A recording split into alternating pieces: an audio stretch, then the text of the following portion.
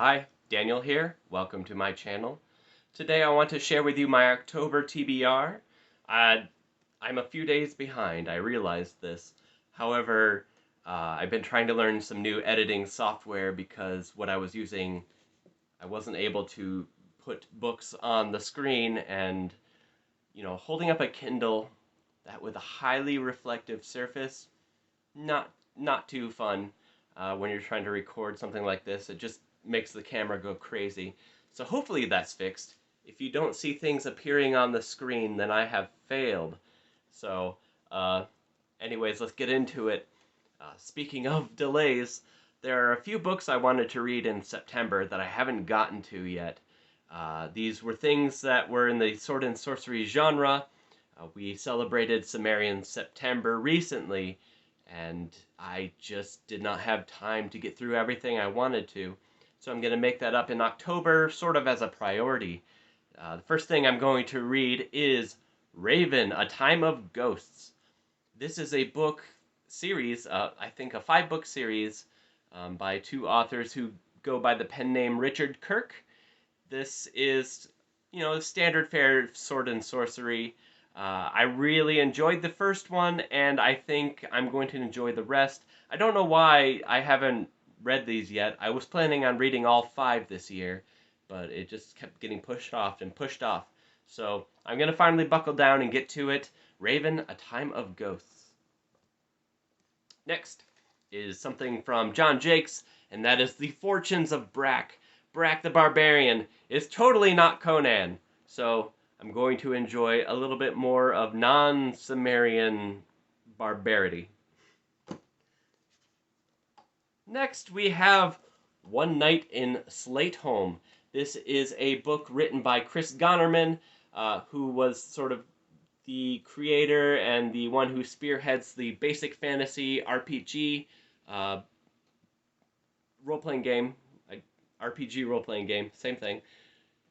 This is a series of fiction that he has put out, and since he's into like the older school style of D&D, I think that these are probably going to sort of relate more to what I'm into, which is a lot of the Appendix N fiction and the stuff you'd find like Robert E. Howard and H.P. Lovecraft and Fritz Leiber.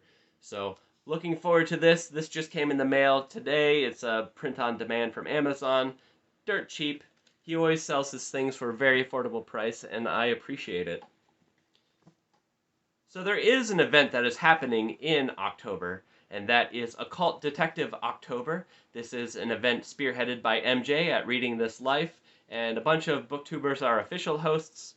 I am not, because no one watches me, so I'm free to sort of do it my way. They do have prompts for each week. I cannot follow that. I don't have enough material to be very selective with what I have for occult detective fiction. So I am going to read something that's been on my bookshelf for ages, and I just never got around to it. That is The Adept. He is Sir Adam Sinclair, nobleman, physician, scholar, and adept. A man of learning and power, he practices ancient arts unknown to the 20th century. He has had many names, lived many lives, but his mission remains the same, to protect the light from those who would tread the dark roads. Now, his beloved Scotland is defiled by an unholy cult of black magicians who will commit any atrocity to achieve their evil ends, even raise the dead. So if I like this, I did pick up the sequel, The Adept, The Lodge of the Lynx. So look forward to hearing about that. If it's good, again, I got 2. The next item I have is, I don't know if this is occult detective fiction, really, because I really have a hard time distinguishing what is urban fantasy versus occult detectives. There's probably a lot of overlap there, but I have Deadline by Jennifer Blackstream. This is a Blood Trails novel. I know she has put out, I think at this point, 15 books, so I wanted to give it a go. Shade Renard is stuck in a rut, serving as Dresden, Ohio's village witch, and dreaming of a more exciting life as a private investigator, when a blast from the past shows up in her driveway in the form of a vampiric crime lord. Her dream becomes a reality overnight. A bold thief has stolen the vampire's little black book of blackmail, and he wants to get it back. So, this should be interesting. I hate it when my little black book of blackmail gets stolen. The rest of what I have is a little bit of generic horror.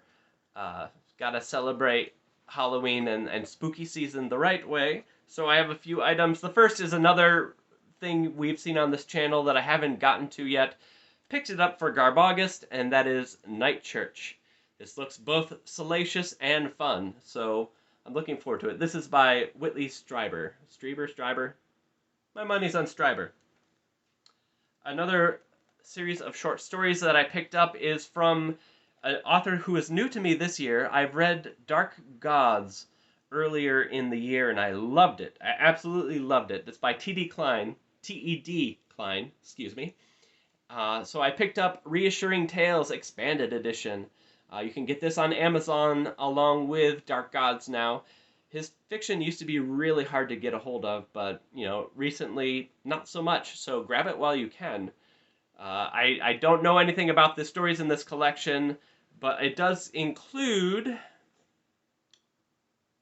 the events at Poroth Farm, which I believe was the short story that inspired the one novel he wrote. So we're going to get a little bit of his inspiration here, and hopefully I can pick up his novel in the near future because his short stories are really good, and I want to see what he can do with a full-length feature. The next item I have is The Autopsy by Michael Shea. This is the Best Weird Stories by Michael Shea. I was introduced to this story by the show Cabinet of Curiosities by Guillermo del Toro. Loved the story The Autopsy. I had to look up Michael Shea and see what else he's written. Don't have any familiarity yet with it, but I'll let you know if I like it. Because if they didn't deviate too much, the episode, The Autopsy, is my absolute favorite of that entire show. I think it's streaming on Netflix, if I'm remembering correctly. Highly recommend you check that out. Next thing I have on my Kindle, so I don't have anything to show you, and that is Cthulhu Reloaded. This is a Harrison Peele story by David Conyers. I think it's like volume 1 of 3. So if I like it, there's more to be found. This is sort of how I associate in my brain what occult detectives really are, and that's through the Mythos series. Probably because a lot of my introduction to the genre was through Call of Cthulhu, the role-playing game, where you're playing investigators, investigating all this paranormal stuff happening related to the Cthulhu mythos, and then you go insane and die. Also, the RPG Delta Green, I highly recommend checking out. So that is the only ebook I have for occult detectives that I'm aware of. Also, for comics, I'm going to read John Constantine's Hellblazer. This is the series that happened before the merger, I think, with DC, where they incorporated John Constantine into the DC universe. Not a huge fan of that. I really don't want jelly mixed in with Nutella. I just leave the genres be. Just let them have their own universes. I don't need Hellblazer's conception of, Satan in the same stories with Batman, because then I'm like, this is a wonky universe that all these characters are living in. I just don't like it. So, want to read the original stuff. I have all of these digitally, and I have a few physically, so we're going to give it a go. I've read this volume before, but I'm going to probably start from the beginning. So, Hellblazer! Another item I don't have physically is Tender is the Flesh by Agustina Bastarrica. This is a book that's, if you're on BookTube or BookTok or any other social media for books, you've seen this book. It's very popular. It's about what happens if all the animals that we normally have domesticated and use for food have all perished. What do? Well, the solution is to go full Soylent Green and eat each other. So I don't know much else other than that premise. It was just recently recommended to me by a friend last week, and I had access to it, so I'm going to give it a go real soon. I am looking forward to it. I heard that it can put you off to eating meat, so if you are carnivore or omnivore, watch yourself. The next item I have is another book of short stories, and that is Urbane Decay by Michael Cieślak. This is, I think, independently published. It is highly recommended to me by another friend, so I wanted to check it out. I know nothing about these stories, so we will see. And lastly, I'm going to continue my journey learning about the polyvagal theory by reading The Polyvagal Theory in Therapy by Deb Dana. This is probably the book I should have started with, but my library being the way it was, I wasn't able to get this one ahead of reading clinical applications of the polyvagal theory, which was just a compendium of a bunch of articles written about this theory, without getting the layman's introduction to the topic. It was a little rough going at first. The book was okay. Me not being a clinician or any sort of practitioner, it's probably of limited usefulness, but I do have high hopes that my knowledge now, in conjunction with a better book that's constructed for the layman to learn about this theory, I think I will have a better appreciation of both books. So that's it. Those are the books I am planning on reading for the month of October. We'll see how I do. No promises.